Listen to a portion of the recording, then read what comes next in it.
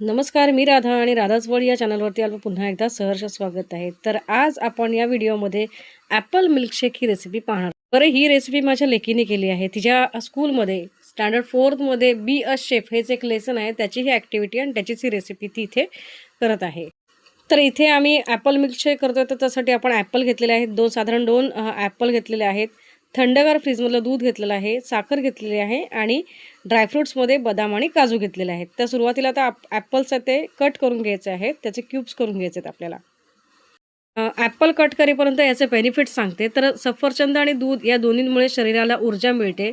दुधामुळे हाडं मजबूत होतात, म्हणजे त्यातून आपल्याला कॅल्शियम मिळतं आणि ॲपलमध्ये व्हिटॅमिन सी भरपूर प्रमाणात असतं, तर ते मिळतं. आता इथे आपल्या ॲपल्स आहेत ते कट करून झालेले आहेत.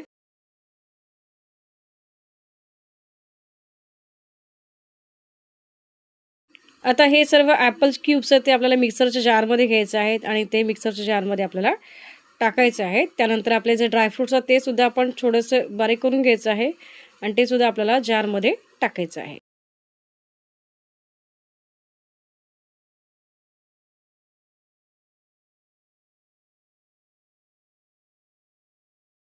ड्रायफ्रुट्सही जारमध्ये टाकून झालं, की यामध्ये आपण जे थंड दूध आहे ते साधारण इथे 1 पेला टाकलेला आहे आणि त्यानंतर चवीनुसार साखर टाकायची आहे. साधारण 2 ते 3 चमचे साखर टाकलेली आहे.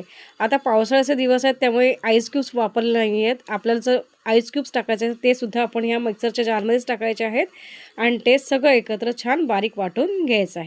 आता आपलं ॲपल मिल्कशेक आहे ते तयार आहे. ते एका ग्लासमध्ये ओतून घ्यायचं आहे आणि छान डेकोरेट करून घ्यायचं आहे. इथे काजूचे कापं आणि जे सफरचंद आहेत त्याचे सुद्धा थोडेसे कापं यामध्ये डेकोरेटसाठी वापरलेले आहेत आणि स्ट्रॉ घालून छान सर्व्ह करायचं आहे.